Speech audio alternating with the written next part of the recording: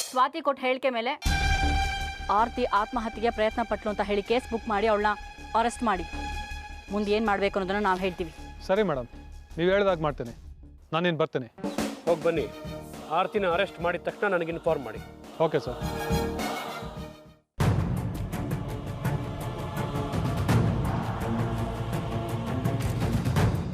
ಅರೆ ಒಂದು ನಿಮಿಷ, ನಿನ್ನ ಮದುವೆ ಪೋಸ್ಟ್ಪೋನ್ ಆಯ್ತಲ್ಲ, ಅದೇ ದಿನ ಆರ್ತಿಯವರು ಆದಿ ಮದುವೆ ಮಾಡಬೇಕು ಅಂತ ಡಿಸೈಡ್ ಮಾಡಿದ್ದಾರೆ.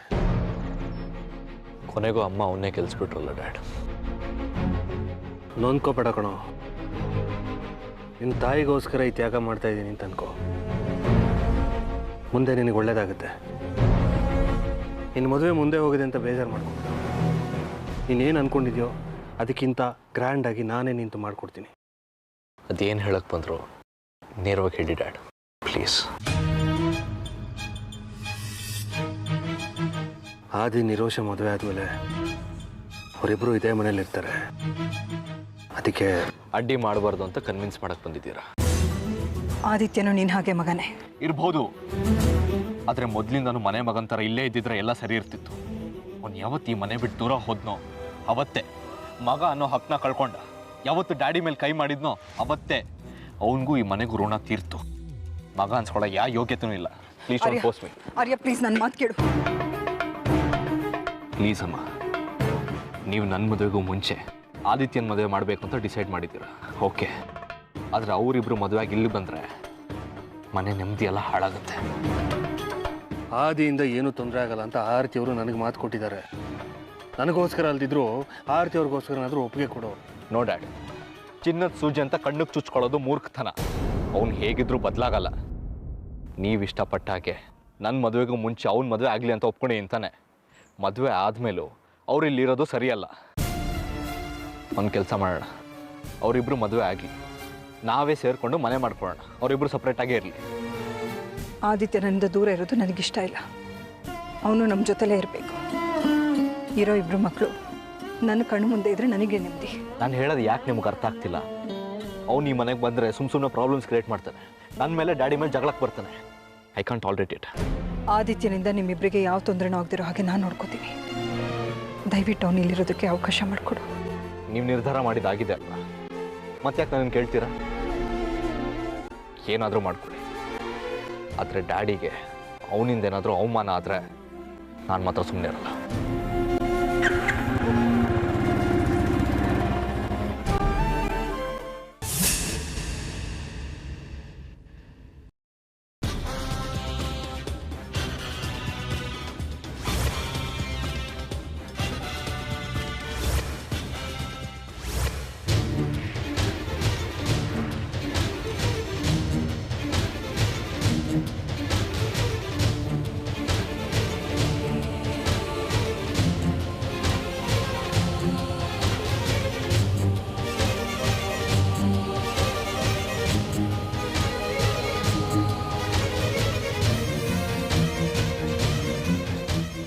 ನಾನು ಬರೋದನ್ನ ಎಕ್ಸ್ಪೆಕ್ಟ್ ಮಾಡ್ತಾ ಇದ್ದೆ ಅನ್ಸತ್ತಾ?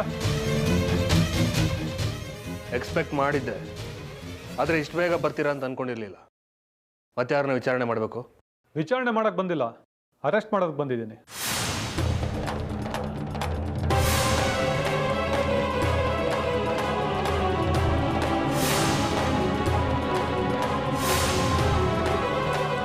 ಆ್ಯಕ್ಚುಲಿ ಆರ್ತಿ ಅವ್ರನ್ನ ಆಸ್ಪತ್ರೆಯಿಂದ ನೇರವಾಗಿ ಸ್ಟೇಷನ್ ಕರ್ಕೊಂಡು ಹೋಗ್ಬೇಕಾಗಿತ್ತು. ಬಟ್ ಡಾಕ್ಟರ್ ಅವ್ರಿಗೆ ರೆಸ್ಟ್ನ ಅವಶ್ಯಕತೆ ಇದೆ ಅಂತ ಹೇಳಿದ್ರಿಂದ ಅರೆಸ್ಟ್ ಮಾಡಿರಲಿಲ್ಲ. ಆದರೆ ಕೇಸ್ ರಿಜಿಸ್ಟರ್ ಆಗಿರೋದ್ರಿಂದ ಅವ್ರನ್ನ ಆತ್ಮಹತ್ಯೆ ಕೇಸಲ್ಲಿ ಅರೆಸ್ಟ್ ಮಾಡೋದಕ್ಕೆ ಬಂದಿದ್ದೀನಿ. ಏನು ನನ್ನನ್ನು ಅರೆಸ್ಟ್ ಮಾಡೋದ? ನಾನೇನು ತಪ್ಪು ಮಾಡಿದ್ದೀನಿ? ಯಾಕೆ ನನ್ನ ಅರೆಸ್ಟ್ ಮಾಡ್ತೀರಾ? ಏನು ತಪ್ಪು ಮಾಡಿದ್ರ?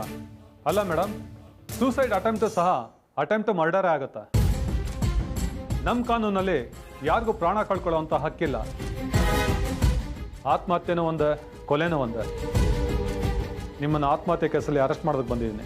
ನಾನು ನಿಮಗೆ ಆಸ್ಪತ್ರೆಯಲ್ಲೇ ಕ್ಲಿಯರ್ ಮಾಡಿರಲಿಲ್ವಾ ಆತ್ಮಹತ್ಯೆಗೆ ನಾನು ಪ್ರಯತ್ನ ಪಟ್ಟಿಲ್ಲ ಅಂತ? ನೋಡಿ, ನೀವೇನೇ ಹೇಳಿಕೆ ಕೊಡದಿದ್ರು ಕೋರ್ಟ್ನಲ್ಲಿ ಬಂದು ಕೊಡಿ, ಇಲ್ಲ ಸ್ಟೇಷನ್ಗೆ ಬಂದು ಸ್ಟೇಟ್ಮೆಂಟ್ ಕೊಡಿ. ಅದನ್ನು ಬಿಟ್ಟು ನನ್ನ ಡ್ಯೂಟಿಗೆ ಅಡ್ಡಿ ಮಾಡಬೇಡಿ. ಯಾವುದೇ ಕಾರಣಕ್ಕೂ ಆರತಿ ಅವ್ರನ್ನ ಅರೆಸ್ಟ್ ಮಾಡೋದಕ್ಕೆ ನಾನು ಬಿಡಲ್ಲ. ನೋಡಿ ಸರ್, ನೀವೊಬ್ಬರು ಮಾಜಿ MLA ಅಂತ ಮರ್ಯಾದೆ ಕೊಟ್ಟು ಹೇಳ್ತಾ ಇದ್ದೀನಿ. ದಯವಿಟ್ಟು ನನ್ನ ಕೆಲಸಕ್ಕೆ ಅಡ್ಡಿ ಮಾಡಬೇಡಿ. ನೀವೇನಾದ್ರು ನನ್ನ ಕೆಲಸಕ್ಕೆ ತೊಂದರೆ ಮಾಡಿದ್ರೆ ಒಬ್ಬ ಕರ್ತವ್ಯನಿರತ ಅಧಿಕಾರಿ ಮೇಲೆ ಹಲ್ಲೆಗೆ ಪ್ರಯತ್ನ ಪಟ್ರಿ ಅಂತೇಳಿ ಕೇಸ್ ಹಾಕಿ ಒಳಗಾಕ್ಬೇಕಾಗತ್ತ. ಇನ್ಸ್ಪೆಕ್ಟರ್ ಸೂರ್ಯವ್ರೆ, ಸುಮ್ಮನೆ ರೀ. ಅದೇನು ಮಾಡ್ತಾರೋ ನಾನು ನೋಡ್ತೀನಿ. ವಿಚಾರಣೆ ನೆಪ ಹೇಳ್ಕೊಂಡು ನನ್ನ ಅರೆಸ್ಟ್ ಮಾಡಿ ಹೋದ ಮಾತ್ರಕ್ಕೆ ನಾನು ಅಪರಾಧ ಅಂತ ಪ್ರೂವ್ ಮಾಡೋದಕ್ಕಾಗಲ್ಲ. ನೀವು ಯೋಚನೆ ಮಾಡಬೇಡಿ, ನಾನು ಅವ್ರ ಜೊತೆ ಹೋಗಿ ಬರ್ತೀನಿ. ಆರ್ತಿ ಅವರೇ, ನೀವು ಹೋಗೋ ಅಗತ್ಯ ಇಲ್ಲ, ನಾನೆಲ್ಲ ನೋಡ್ಕೋತೀನಿ, ನೀವು ಸುಮ್ಮನೆ ಇರಿ. ಹಲೋ ಮಿಸ್ಟರ್ ಸೂರ್ಯ ರಾಜಶೇಖರ್ ಅವರ, ನಾನು ಬಂದಿರೋದು ಆರ್ತಿ ಅವ್ರನ್ನ ಅರೆಸ್ಟ್ ಮಾಡಿ ಕರ್ಕೊಂಡು ಹೋಗೋದಕ್ಕೆ, ನಿಮ್ಮನ್ನಲ್ಲ. ದಯವಿಟ್ಟು ಅವ್ರನ್ನ ಕರ್ಕೊಂಡು ಹೋಗೋದಕ್ಕೆ ಪರ್ಮಿಷನ್ ಕೊಡಿ. ಇವ್ರಿಗೇನು ಹೇಳಿ ಪ್ರಯೋಜನ ಇಲ್ಲ ಸೂರ್ಯವ್ರೆ. ಇವ್ರು ನನ್ನನ್ನು ಅರೆಸ್ಟ್ ಮಾಡ್ಕೊಂಡು ಕರ್ಕೊಂಡು ಹೋಗಲೇಬೇಕು ಅಂತ ಡಿಸೈಡ್ ಮಾಡ್ಕೊಂಡು ಬಂದಿದ್ದಾರೆ. ನೀವು ನನ್ನ ಜೊತೆ ಬರೋದು ಬೇಡ. ನೀವು ಬಂದರೆ ಮೀಡಿಯಾದಲ್ಲಿ ದೊಡ್ಡ ಸುದ್ದಿ ಮಾಡ್ತಾರೆ. ಆರೇನಿಗೆ ನಾನು ಹೋಗ್ತಾ ಇದ್ದೀನಿ ಅಂತೇಳಿ ವಿಷಯನ ತಿಳಿಸಿ. Constable,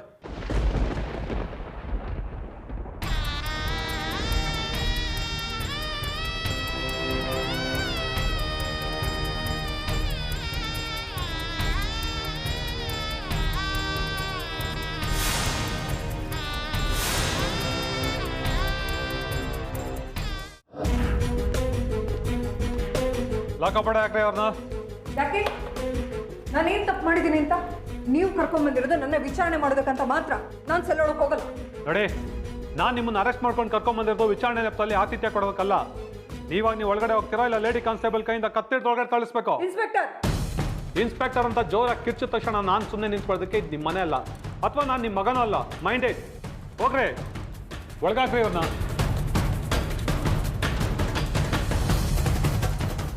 don't touch me.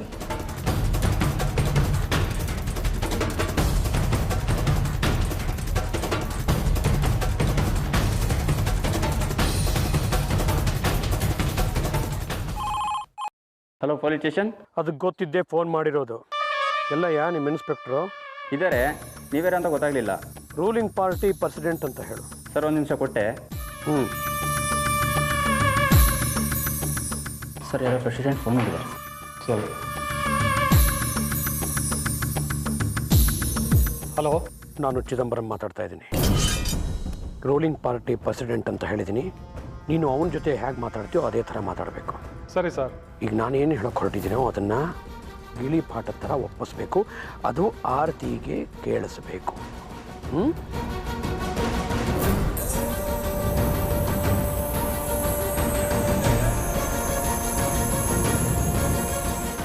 ಸರಿ ಸರ್, ನೀವು ಹೇಳಿದ ಹಾಗೆ ಆರತಿ ಅವ್ರನ್ನ ಅರೆಸ್ಟ್ ಮಾಡಿದ್ದೀನಿ ಸರ್.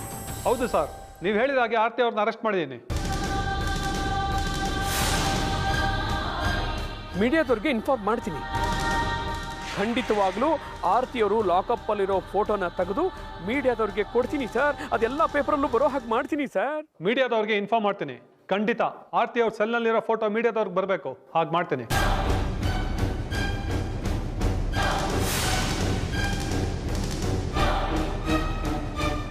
ಮತ್ತಿನ್ನೇನು ಸರ್, ನಿಮ್ಮನ್ನ ಎದುರು ಹಾಕೊಂಡ್ರೆ ನಾನು ಸುಮ್ಮನೆ ಬಿಡ್ತೀನ? ಖಂಡಿತ ಅವ್ರಿಗೆ ಶಿಕ್ಷೆ ಆಗಬೇಕು, ಹಾಗೆ ಮಾಡ್ತೀನಿ.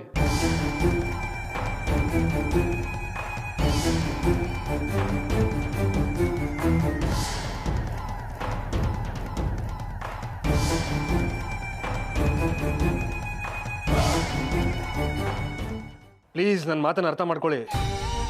ಸಂಜೆ ಒಳಗೆ ಅದು ಏನು ಮಾಡ್ತಿರೋ ಏನೋ ಗೊತ್ತಿಲ್ಲ, ಆರತಿ ಅವ್ರನ್ನ ಬೇಲ್ ತಗೊಂಡು ಬಿಡಿಸ್ಕೊಂಡು ಬರಲೇಬೇಕು. ಈಗಾಗಲೇ ದೊಡ್ಡ ನ್ಯೂಸ್ ಆಗಿದೆ ರೀ. ನಮ್ಮ ಫ್ಯಾಮಿಲಿ ಲಾಯರ್ ಆಗಿ ಇದೊಂದು ಕೆಲಸ ಮಾಡಿ ದಯವಿಟ್ಟು. ನಿಮ್ಮ ಫೋನಿಗೆ ಕಾಯ್ತಾ ಇರ್ತೀನಿ. Okay okay okay bye. ಏನ್ರಿ ಮಾಡ್ತಾ ಇದ್ದೀರಾ ನೀವು? ಮಾಜಿ MLA ಆಗಿ ಅಮ್ಮನ ಹೇಗ್ರಿ ಅರೆಸ್ಟ್ ಮಾಡಕ್ ಬಿಟ್ರಿ? ಅಮ್ಮ ಅಲ್ಲಿ ಸ್ಟೇಷನಲ್ಲಿ ಸಂಕಟ ಪಡ್ತಿದ್ರೆ ನೀವೆಲ್ಲಿ ಫೋನಲ್ಲಿ ಮಾತಾಡ್ಕೊಂಡು ಲಲ್ಲೆ ಹೊಡಿತಾ ಇದ್ದೀರಾ? ಲಲ್ಲೆ ಹೊಡಿತಾ ಇಲ್ಲ ಕಣೋ, ಆರತಿ ಅವ್ರನ್ನ ಬಿಡಿಸ್ಕೊಂಡ್ ಬರೋದಕ್ಕೆ ಲಾಯರ್ ಹತ್ರ ಮಾತಾಡ್ತಾ ಇದ್ದೀನಿ. ಚೆನ್ನಾಗಿದೆ. ಅರೆಸ್ಟ್ ಮಾಡಕ್ ಬಿಟ್ಬಿಟ್ಟು ಇವಾಗ ಬಿಡ್ಸ್ಕೊಂಡ್ ಬರೋ ನಾಟಕ ಆಡ್ತಾ ಇದ್ದೀರಾ. ಹೇಳ್ಕೊಳಕ್ಕೆ ನಿಮ್ಮ ಮಗ ಪೊಲೀಸ್ ಬೇರೆ ದೊಡ್ಡದಾಗ ಕೊಚ್ಕೊತಾ ಇದ್ರಿ. ನನ್ನ ಕೈಲಿ ನಮ್ಮಮ್ಮನ ನೋಡ್ಕೊಳಕ್ ಆಗಲ್ಲ ಅಂತ ಈಗ ನೋಡ್ಕೊಳ್ಳೋದು ಅಮ್ಮನ್ನ. ನಾಚಿಕೆ ಆಗ್ಬೇಕು ನಿಮಗೆ. ಬಾಯಿಗೆ ಬಂದಾಗ ಮಾತಾಡ್ಬೇಡ್ವೋ. ಆರತಿ ಅವ್ರ ಈ ಸ್ಥಿತಿಗೆ ಕಾರಣನೇ ನೀನು. ಫಿಕ್ಸ್ ಆಗಿರೋ ಮದುವೆನ ನಿಲ್ಲಿಸಿ ನೀನು ಮದುವೆ ಆಗ್ತಿ ಅಂತ ಹಠ ಹಿಡಿದೆಯಲ್ಲ, ಅದರಿಂದಾನೇ ಇಷ್ಟೆಲ್ಲ ಆಗಿದ್ದು. ನೀನೊಬ್ಬ ಕರೆಕ್ಟ್ ಆಗಿದ್ದಿದ್ರೆ ನಾವೆಲ್ಲರೂ ಸಂತೋಷವಾಗಿರ್ತಿದ್ವಿ. ನೀನು ಒಣಜಂಬ, ನಿನ್ನ ಹಠದಿಂದ ನೀನು ನೆಮ್ಮದಿಯಾಗಿರ್ತಿಲ್ಲ, ನಮಗೂ ನೆಮ್ಮದಿಯಾಗಿರೋಕೆ ಬಿಡ್ತಿಲ್ಲ. ನಮ್ಮ ಅಮ್ಮನ ಯಾಕೆ ಅರೆಸ್ಟ್ ಮಾಡಿದ್ರಿ? ಯಾಕೆ ನಿಮಗೆ ಗೊತ್ತಿಲ್ಲ ನಾನು ನಿಮ್ಮ ಅಮ್ಮನ ಯಾಕೆ ಅರೆಸ್ಟ್ ಮಾಡಿದೆ? ಗೊತ್ತು. ಆದ್ರೆ ಅವ್ರ ಆತ್ಮಹತ್ಯೆಗೆ ಪ್ರಯತ್ನ ಪಡಲೇ ಇಲ್ಲ ಅಂದಮೇಲೆ ಯಾಕೆ ಅವ್ರನ್ನ ಅರೆಸ್ಟ್ ಮಾಡಿದ್ರಿ? ಏನು ಪುರಾವೆ ಇದೆ? ನೋಡಿ, ನಿಮ್ಮ ಹಾಗೆ ನಾನು ಒಬ್ಬ ಇನ್ಸ್ಪೆಕ್ಟರ್. ಸುಮ್ಮನೆ ಸಿಕ್ತವ್ರನ್ನೆಲ್ಲ ಕರ್ಕೊಂಬಂದು ಸ್ಟೇಷನ್ ಕೂರ್ಸೋದಕ್ಕಾಗೋದಿಲ್ಲ. ಸುಮ್ಮನೆ ಹೊರಟಾಗಿ ಗಲಾಟೆ ಮಾಡಬೇಡಿ. ಹೋಗ್ತೀನಿ. ಆದ್ರೆ ಅದಕ್ಕೂ ಮುಂಚೆ ಏನೋ ಪುರಾವೆ ಇದೆ ಅಂತ ಹೇಳಿದ್ರಲ್ಲ, ತೋರಿಸಿ ಅದನ್ನು. ತೋರ್ಸೋಕ್ಕಾಗಲ್ಲ. ಅದನ್ನು ನಾನು ಕೋರ್ಟಿಗೆ ಸಬ್ಮಿಟ್ ಮಾಡ್ತೀನಿ. ಆಗ ನಿಮ್ಗೆ ಅಲ್ಲೇ ಗೊತ್ತಾಗುತ್ತೆ ಏನು ಸಾಕ್ಷಿ ಪುರಾವೆ ಇದೆ ಇಲ್ಲ ಅಂತ. ನೋಡಿ, ಈಗ ಡಿಸ್ಟರ್ಬ್ ಮಾಡಬೇಡಿ, ಸುಮ್ಮನೆ ಹೊರಟೋಗಿ. ಇಲ್ಲಾಂದ್ರೆ ಹೈಯರ್ ಆಫೀಸರ್ ಹತ್ರ ಕಂಪ್ಲೇಂಟ್ ಮಾಡಿ ನನ್ನ ಕೆಲಸದ ಮೇಲೆ ಒತ್ತಡ ತರ್ತಾ ಇದ್ದಾರೆ ಅಂತೇಳಿ ನಿಮ್ಮ ಸಸ್ಪೆಂಡ್ ಮಾಡಿಸ್ಬೇಕಾಗುತ್ತೆ. ಏನಾದರೂ ಮಾಡ್ಕೊಳ್ರಿ, ನನಗೆಲ್ಲ ಹೈಯರ್ ಆಫೀಸರ್ಸ್ ಗೊತ್ತಿದ್ದಾರೆ. ಇದಕ್ಕೆಲ್ಲ ನಾನು ಹೆದರ್ಕೊಳ್ಳಲ್ಲ. ಆರ್ಯ, ಇವ್ರ ಹತ್ರ ಮಾತಾಡಿ ಪ್ರಯೋಜನ ಇಲ್ಲ. ದಯವಿಟ್ಟು ನೀ ಇಲ್ಲಿಂದ ಹೊರಟೋಗು. ನೋಡು, ಸೂರ್ಯ ಅವ್ರು ನನ್ನ ಬಿಡ್ಸ್ಕೊಂಡ್ಬರ್ತಾರೆ ಕಣೋ. ಸಾಕು ಸುಮ್ಮನೆ ರೀ. ಮಾಡೋ ತಪ್ಪನೆಲ್ಲ ನೀವು ಮಾಡಿ ನನ್ನ ಮೇಲೆ ಗುಬೆ ಕೂರಿಸ್ತಾ ಇದ್ದೀರಾ. ನನ್ನಿಂದ ನಮ್ಮಮ್ಮನ ಕಿತ್ಕೊಂಡು ನನ್ನ ಅನಾಥನಾಗಿ ಮಾಡಿದ್ರಿ. ನೀವು ನಮ್ಮಮ್ಮನ ಮದುವೆನೇ ಆಗ್ತಿದ್ರೆ ನಮ್ಮಮ್ಮನ ಜೊತೆ ತುಂಬ ಸಂತೋಷವಾಗಿರ್ತಿದ್ದೆ. ಆದ್ರೂ ನಾ ಸುಮ್ಮನೆ ಬಿಡಲ್ಲ. ನಿಮ್ಮಿಂದ ನಮ್ಮಮ್ಮನ ದೂರ ಮಾಡಿ ನನ್ನ ಹುಟ್ಟಿಗೆ ಕಾರಣ ಆದ ನಮ್ಮಪ್ಪನ ಜೊತೆ ನಮ್ಮಮ್ಮನ ಸೇರಿಸ್ತೀನಿ. ಅದು ಮಾತ್ರ ಸಾಧ್ಯ ಇಲ್ಲ ಕಣೋ. ನಾನು ಬದುಕಿರೋವರೆಗೂ ಆರತಿ ಅವ್ರನ್ನ ನನ್ನಿಂದ ದೂರ ಮಾಡೋದಕ್ಕಾಗಲ್ಲ ನಿಂಗೆ. ಇವರೆಲ್ಲ ಬೇಕು ಬೇಕು ನನಗೆ ಗೊತ್ತು ಇವ್ರು ಯಾವುದೋ ಹಂಗಲ್ ಬಿದ್ದಿ ಅಂತ ನೀಚ್ ಕೆಲಸ ಮಾಡ್ತಿದ್ದಾರೆ ಅಂತ. ನೋಡು, ನಿನ್ನ ಕೆಲ್ಸಕ್ಕೆ ನೀನು ಕಲ್ಲು ಹಾಕೋಬೇಡ. ನೀನು ಇಲ್ಲಿರೋದು ನನಗೆ ಸ್ವಲ್ಪ ಇಷ್ಟ ಆಗ್ತಾ ಇಲ್ಲ. ದಯವಿಟ್ಟು ನಿಲ್ದ ಹೊರಟೋಗು. ನನ್ನ ಮೇಲೆ ಆಣೆ, ಒಂದು ಮಾತಾಡಬೇಡ.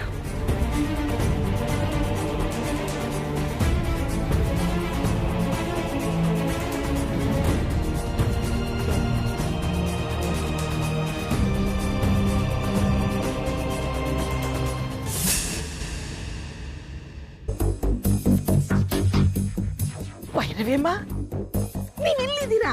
ನಿಮ್ಗೋಸ್ಕರ ಮನೆ ಎಲ್ಲ ಹುಡ್ಕಾಡ್ದೆ. ವೈಶಕ್ಕೋ, ನನ್ಯಾಕೆ ಮನೆ ಎಲ್ಲ ಸರ್ಚ್ ಮಾಡಿದೆ? ಆ ಛತ್ರಿಗೆ ಎದ್ರುಕೊಂಡು ಮನೆ ಬಿಟ್ಟು ಓಡೋದೆ ಅನ್ಕೊಂಡಿಯಾ? ಹಾಗಲ್ಲಮ್ಮ, ನಾನೊಂದು ಟಿವಿನಲ್ಲಿ ನ್ಯೂಸ್ ನೋಡಿದೆ. ಅದು ಗುಡ್ ನ್ಯೂಸು. ಏನದು? ಆರ್ತಿನ ಪೊಲೀಸವರು ಅರೆಸ್ಟ್ ಮಾಡಿದಾರಂತೆ.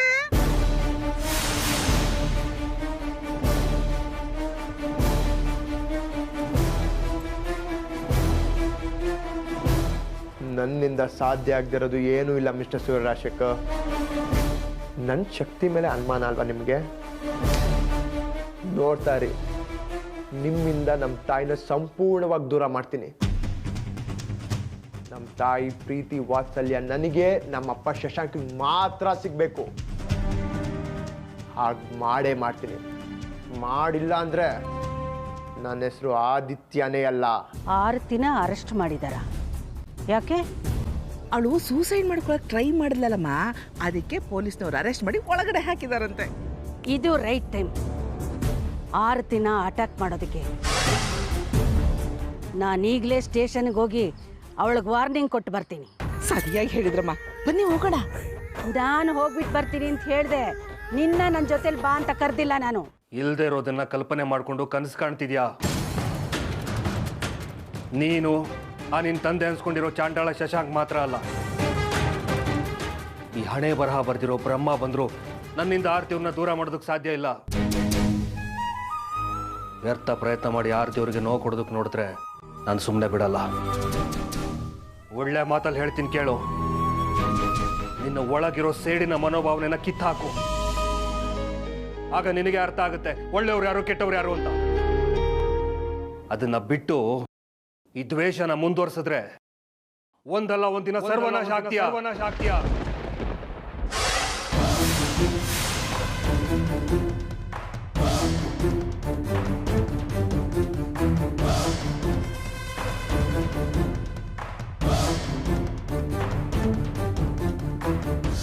ನೀನ್ ಎಷ್ಟೇ ಕಷ್ಟಪಟ್ಟರು ನಿನ್ನ ನೋವು ಈ ಮನೆಯಲ್ಲಿ ಯಾರಿಗೂ ಅರ್ಥ ಆಗಲ್ಲ. ನಿನಗೆ ಸಿಗ್ಬೇಕಾಗಿರೋ ಗೌರವ ಮರ್ಯಾದೆ ಕೊಡ್ತಾರೆ ಅನ್ನೋ ನಂಬಿಕೆನೂ ನನಗೆ ಖಂಡಿತ ಇಲ್ಲ. ಅದಕ್ಕೆ ಈಗ ಈ ಮನೇಲಿ ನಡೀತಾ ಇರೋ ಅನಾಹುತಕ್ಕೆಲ್ಲ ನಿನ್ನನ್ನೇ ಹೊಣೆ ಮಾಡಿ ಅದನ್ನ ಜನರೆಲ್ಲ ನಂಬೋ ಥರ ಮಾಡೋದೇ ಆ ಸೂರ್ಯ ಅವರ ಉದ್ದೇಶ. ಅವ್ರ ಪ್ಲಾನ್ ನನ್ನ ಹತ್ರ ನಡೆಯಲ್ಲ ನಿರೋಷ. ತಮಗೆ ತಾವೇ ಬುದ್ಧಿವಂತರು ಅಂದ್ಕೊಂಡಿದ್ದಾರೆ. ನಾನೆಂತ ಬುದ್ಧಿವಂತ ಅಂತ ತೋರಿಸ್ತೀನಿ. ಈ ಮನೆಯಿಂದ ಅಮ್ಮನ ಕರ್ಕೊಂಡು ಹೋಗ್ತೀನಿ ನಾನು. ಮೊದಲು ಆ ಕೆಲಸ ಮಾಡು ಆದಿತ್ಯ. ಎಷ್ಟೇ ಕಷ್ಟ ಆದರೂ ಪರವಾಗಿಲ್ಲ. ಸೀದಾ ಸ್ಟೇಷನ್ಗೆ ಹೋಗಿ ನಿಮ್ಮ ತಾಯಿನ ಬಿಡಿಸ್ಕೊಂಡು ನಿನ್ನ ಜೊತೆ ಕರ್ಕೊಂಡೋಗು. ಯಾವುದೇ ಕಾರಣಕ್ಕೂ ಈ ಮನೆಗೆ ಅವ್ರನ್ನ ಕಳಿಸ್ಬೇಡ. ಈಗ ನಾನು ಮಾಡೋ ಮೊದಲನೇ ಕೆಲಸನೇ ಅದು. ಬಾಯ್. ಹೋಗು ಆದಿತ್ಯ, ಹೋಗು. ಈ ನಿನ್ನ ಕೋಪನೇ ನನಗೆ ಅಸ್ತ್ರ. ಇದೇ ಅಸ್ತ್ರ ಇಟ್ಕೊಂಡು ಹೇಗೆ ಈ ಮನೆನ ಛಿದ್ರ ಮಾಡಿ ನಿನ್ನನ್ನು ಒಂಟಿ ಪಿಶಾಚಿಯಾಗಿ ಅಲೆಯೋ ಹಾಗೆ ಮಾಡಿ ನರಳಿ ಸಾಯೋ ಹಾಗೆ ಮಾಡೋದೇ ನನ್ನ ಉದ್ದೇಶ. ಹಾಗೆ ಮಾಡದೇ ಇದ್ದರೆ ನನ್ನ ಹೆಸರು ನಿರೋಷಾನೇ ಅಲ್ಲ.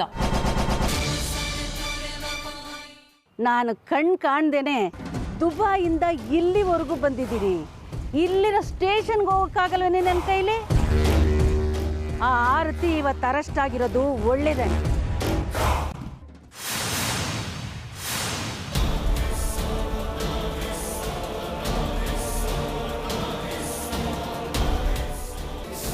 ಇದೇ ಸಂದರ್ಭನ ಯೂಸ್ ಮಾಡಿಕೊಂಡು ಅವಳನ್ನ ನಮ್ಮ ಕಡೆ ಮಾಡ್ಕೋಬೇಕು.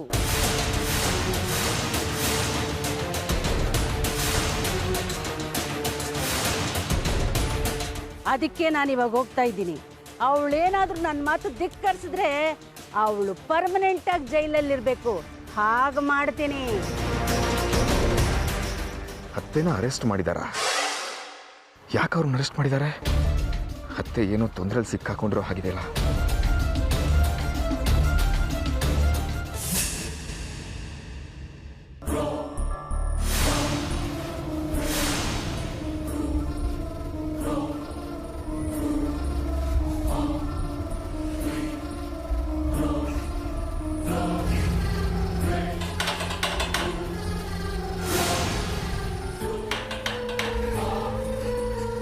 ಯಾರು? ಭೈರವಿ.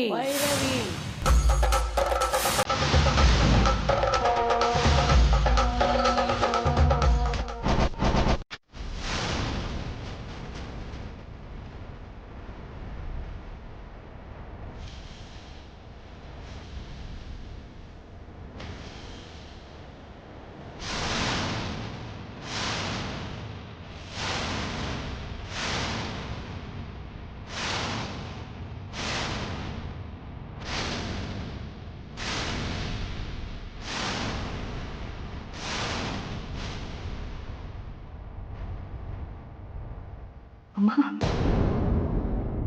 ನೀವು?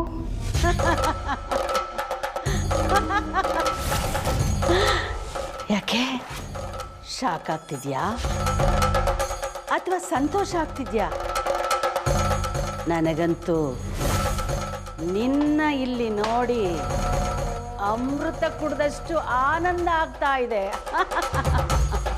ಏನು ಮಾತು ಅಂತ ಆಡ್ತಾ ಇದ್ದೀರಮ್ಮ? ನನ್ನ ಈ ಸ್ಥಿತಿ ನೋಡಿ ನಿಮಗೆ ಆನಂದ ಆಗ್ತಾ ಇದೆಯಾ? ನಿಮಗೆ ನನ್ನ ಮೇಲೆ ಒಂದು ಸ್ವಲ್ಪನೂ ಕರುಣೆನೇ ಇಲ್ವಾ? ನಿನ್ನ ಮೇಲಿನ ಕರುಣೆ ಕನಿಕರ ಎಲ್ಲ ಯಾವತ್ತು ನನ್ನ ಮಗ ಶಶಾಂಕನ ಬಿಟ್ಟೋದ್ಯೋ ಆವತ್ತೇ ಸತ್ತೋಯ್ತು.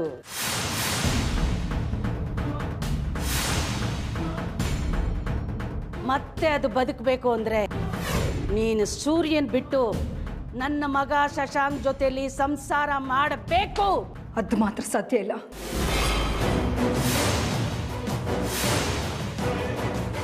ನನ್ನ ಮುಂದೆ ಒಂದು ಮುಖ ತೋರಿಸೋದಕ್ಕೂ ಹೇಡಿಯಾಗಿರೋ ನಿಮ್ಮ ಮಗ ನನ್ನ ಮಗ ಆದಿತ್ಯನ ಎತ್ಕಟ್ಟಿ ಸೂರ್ಯವ್ರ ಮೇಲೆ ದ್ವೇಷ ಬರೋ ಹಾಗೆ ಮಾಡಿದ್ದು ಅಲ್ಲದೆ ನೆಮ್ಮದಿಯಾಗಿರೋ ಮನಸ್ಸಲ್ಲಿ ಇಲ್ಲದೆ ಇರೋದನ್ನೆಲ್ಲ ತುಂಬಿ ಕೆಟ್ಟ ಆಲೋಚನೆ ಬರೋ ಹಾಗೆ ಮಾಡಿದ್ದು ಅಲ್ಲದೆ ಅವನ ಭವಿಷ್ಯ ಕಲ್ಲು ಹಾಕ್ತಾ ಇದ್ದಾನೆ. ಮೊದಲು ಅದನ್ನ ನಿಲ್ಸೋದಕ್ಕೆ ಹೇಳಿ. ಬಿಡಲ್ಲ. ಆದಿಗೆ ಶಶಾಂಕ್ ಮಾತ್ರ ಸಪೋರ್ಟ್ ಆಗಿ ನಿಂತಿಲ್ಲ, ನಾನು ಅವನ ಬೆನ್ನೆಲುಬಾಗಿ ನಿಂತಿದ್ದೀನಿ.